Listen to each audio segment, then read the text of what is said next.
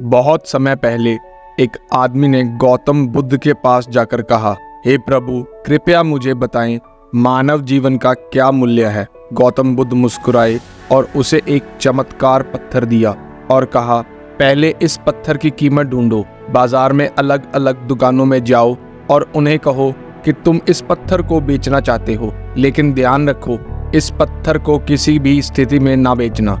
आदमी बुद्ध के जवाब से उलझ गया था, लेकिन कुछ नहीं कहते हुए उसने पत्थर ले लिया और बाजार में चला गया। सबसे पहले उसने एक संतरे बेचने वाले के पास जाकर पूछा, इस पत्थर की कीमत क्या है। उसने पत्थर को हाथ में लेकर देखा और कहा, मैं तुम्हें इस पत्थर के लिए 12 संतरे दूंगा। आदमी ने पत्थर को वापस ले लिया और एक सब्जी बेचने वाले के पास गया और वही सवाल किया। उसने भी पत्थर को हाथ में लेकर देखा और कहा, इस चमत्कार पत्थर के लिए 1 बोरे आलू ले जाओ और इसे छोड़ दो। आदमी इन जवाबों से भी अभी तक संतुष्ट नहीं था, तो वो आगे बढ़ता रहा। अगले मोड़ पर उसने एक सुनार के पास जाकर उसे पत्थर दिखाया। सुनार पत्थर की चमक से प्रभावित हुआ और कहा, मुझे इस पत्थर को एक सोने के सिक्के के बदले इसे बेच दो। आदमी इस प्रस्ताव को सुनकर चौंक गया, लेकिन उसने इस प्रस्ताव को नकारा कर दिया। सुनार फिर उसे 5 सोने के सिक्के देने के लिए तैयार हो गया। आदमी ने कहा, मेरे गुरु ने मुझसे कहा है कि इस पत्थर को किसी को भी ना बेचो। आखिरकार आदमी एक हीरे के व्यापारी के पास गया और उसे पत्थर दिखाया। जब हीरे के व्यापारी ने इस सुंदर और चमत्कार पत्थर को देखा, उसे अपनी आंखों पर विश्वास ही नहीं हुआ कि वो देख क्या रहा है। उसने पहले एक लाल वेलवेट कपड़ा बिछाया और फिर उस पत्थर को उस पर रखा और उसके सामने झुका। फिर उसने आदमी से पूछा, तुमने ये कीमती पत्थर कहाँ से प्राप्त किया है?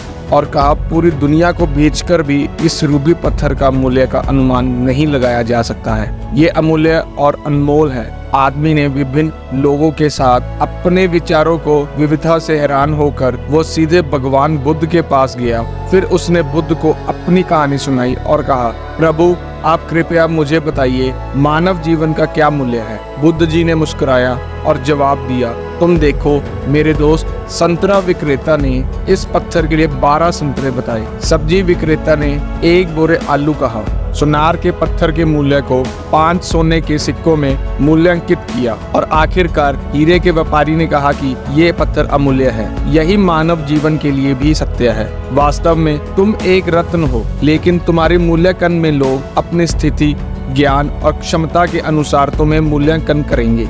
लेकिन चिंता ना करो, क्योंकि एक दिन ये दुनिया भी तुम्हारे वास्तविक मूल्य को पहचानेगी और खोजेगी। अगर हम अपने जीवन में देखें तो हम ये पाएंगे कि अक्सर लोग अपने असली मूल्य को नहीं जानते और इसलिए लोग उसी कम को मान लेते हैं। तुम्हारे जीवन का मूल्य वहाँ है जहाँ तुम अपने आप को रखते हो। लोग तुम्हारे मूल्य को उतना ही समझेंगे जितना तुम खुद को मूल्यांकित करोगे। अगर तुम अपने मूल्य को कम मानते हो तो तुम्हें इस मूल्य से कम मिलेगा, और अगर तुम अपने आप को योग्य मानते हो तो तुम्हें इस मूल्य से अधिक मिलेगा।